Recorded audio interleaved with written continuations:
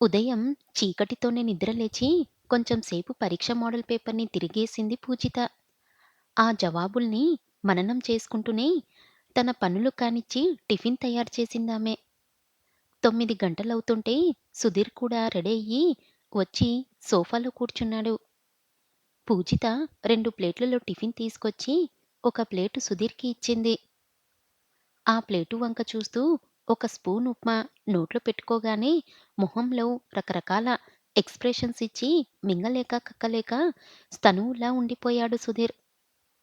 అతని మొఖాన్ని చూస్తూ పూజిత కూడా ఒక స్పూన్ ఉప్మా నోట్లో పెట్టుకుంది. ఆ వెంటనే యాక్ ఏంటన్నయ్య ఇలా ఉంది అంది. నేనడగాల్సిన ప్రశ్న నన్నే అడుగుతుందా అని మనసులో అనుకున్నాడు సుధీర్. ఇదే సందు అనుకొని స్పూన్ని ప్లేట్లు పడేస్తూ నీకు నచ్చలేదా? అయితే సరే. నీ ఎగ్జామ్ టైం అవుతుందిగా. పద బయట టిఫిన్ చేసి వెళ్దాం అన్నాడు సుధీర్. సరే పద అని లేచి తన పర్సు, పుస్తకాలు తీసుకుంది పూజిత.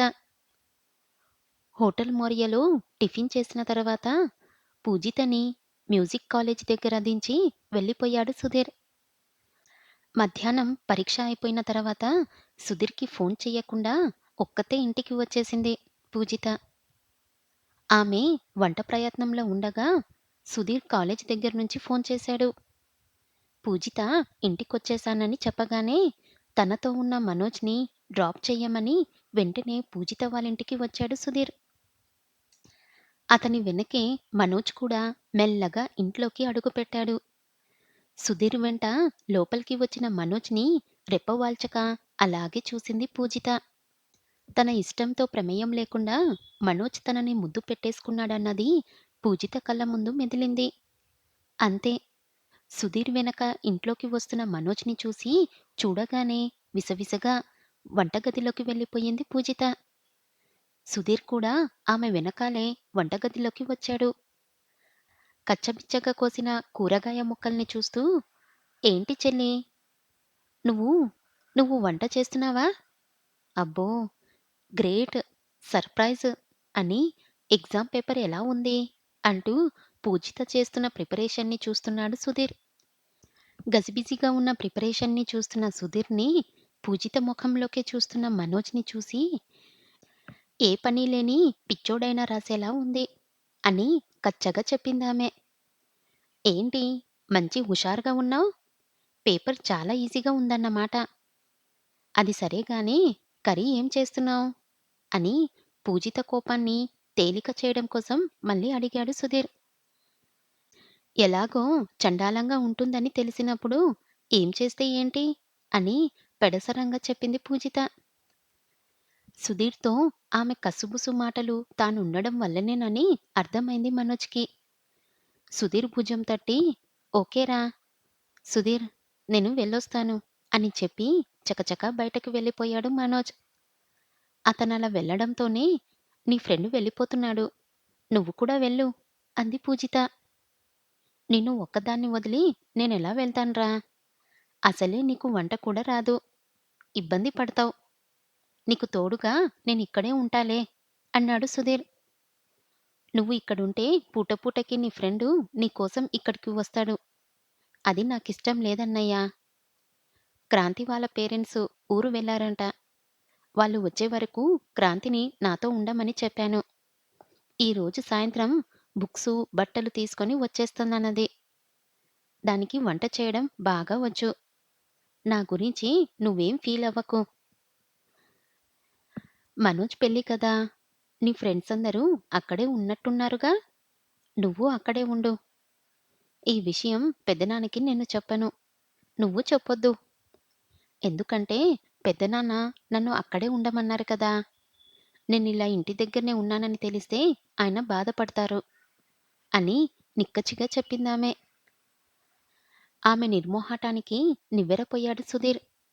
అంతలోనే తండ్రితో చెప్పనని హామీ ఇవ్వడంతో ఎగిరి గంతెయ్యాలనిపించింది అతనికి. ఆ ఆనందంతో గజిబిజిగా ఉన్న ప్రిపరేషన్‌ని చూసి నువ్వు పక్కకు తప్పుకో. వంట రానప్పుడు చేతులు కాల్చుకోవడమెందుకు?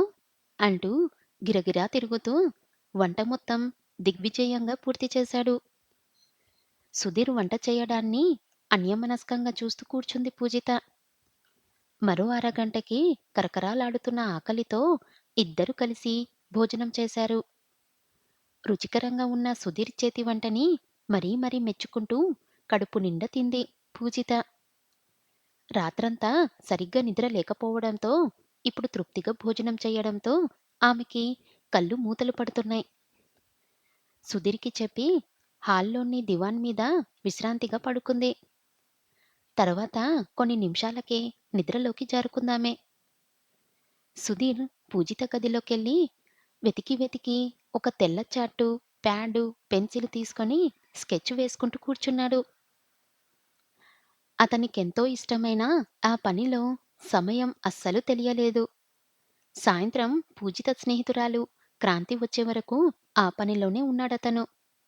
క్రాంతి వచ్చి పలకరించి అతను వేస్తున్న పెన్సిల్ స్కెచ్‌ని చూసి అబ్బురపడింది. అది మనోజ్ పెళ్ళికొడుకుని చేసినప్పటి చిత్రం. అందులో డార్క్ చేయబడిన కళ్యాణ తిలకంతో, బుగ్గన చుక్కతో, ఒత్తైన క్రాఫ్‌తో మనోజ్ చాలా అందంగా కనిపిస్తున్నాడు. ఆ బొమ్మని తన్మయత్వంగా చూస్తూ, మీరు పెయింటింగ్స్ వేస్తారని పూజిత చెప్పింది గానీ, ఇంత బాగా వేస్తారనుకోలేదు అంది క్రాంతి. ఆమె పొగడ్తకి సుధీర్ సంబరపడిపోయాడు. వెంటనే ఇది ఉత్తి పెన్సిల్ స్కెచ్చేనండి. నేను కలర్స్‌తో వేస్తే ఇంకా బాగుంటాయి. మా ఫ్రెండ్స్ అందరి పోర్ట్రెయిట్స్ వేసిచ్చాను తెలుసా? అని గొప్పగా చెప్పాడు సుధీర్. ప్లీజ్ సుధీర్ గారు, నా బొమ్మని కూడా గీసివ్వరా? పెయింటింగ్స్ అంటే నాకు చాలా ఇష్టం అని అభ్యర్థిస్తున్నట్టుగా అడిగింది క్రాంతి. అయ్యో! అంతగా అడగాలా? తప్పకుండా గీసిస్తాను. నెక్స్ట్ సండే తుమ్మలపల్లి క్షేత్రయ్య కళాక్షేత్రంలో నా ఆర్ట్ గ్యాలరీ పెడుతున్నాను. మీకు ఇంట్రెస్ట్ ఉంటే తప్పకుండా రండి. నేను వేసిన వాటర్ కలర్స్‌వి ఆయిల్ పెయింటింగ్స్ చాలా చాలా పెడుతున్నాను అక్కడ. పెయింటింగ్స్ అంటే ఇష్టం అంటున్నారు కాబట్టి మీకు బాగా నచ్చుతుంది అని మెలికలు తిరిగిపోతూ చెప్పాడు సుధీర్.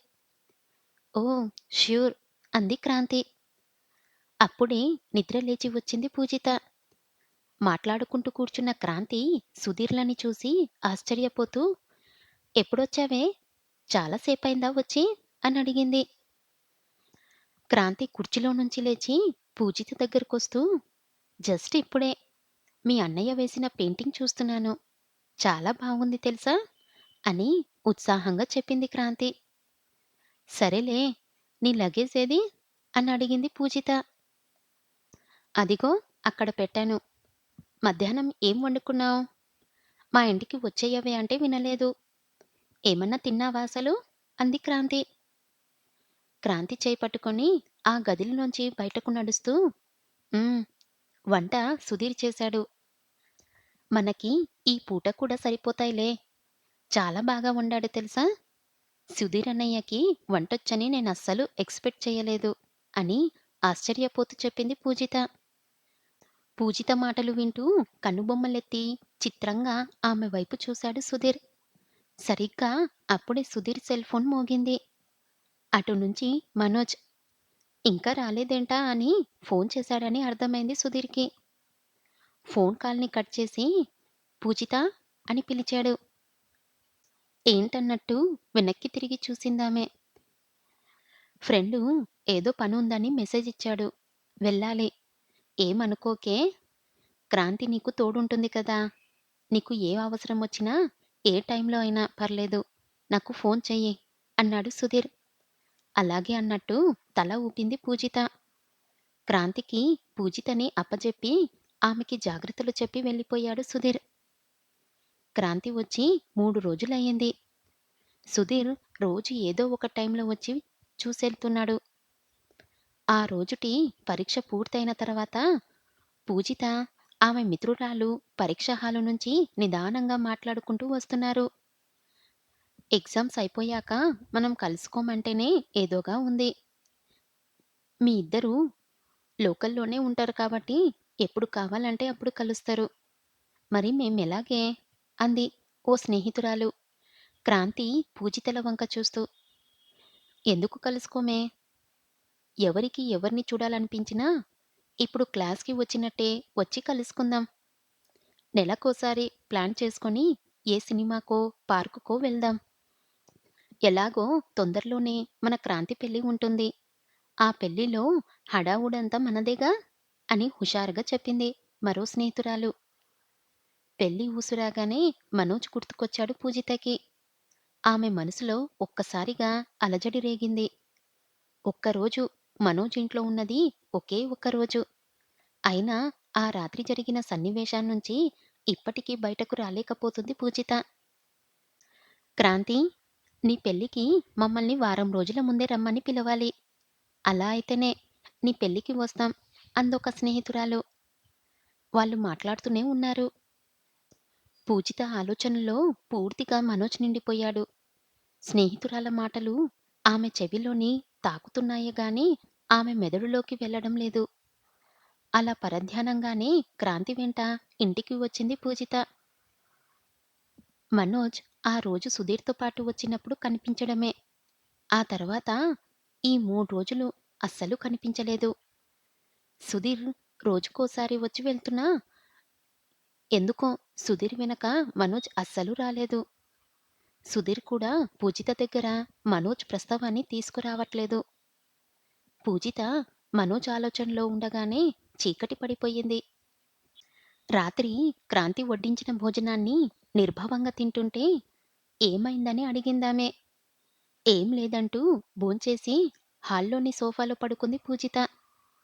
అర్థం కాని అయోమయంతో నిరాసక్తంగా ఉందామెకి.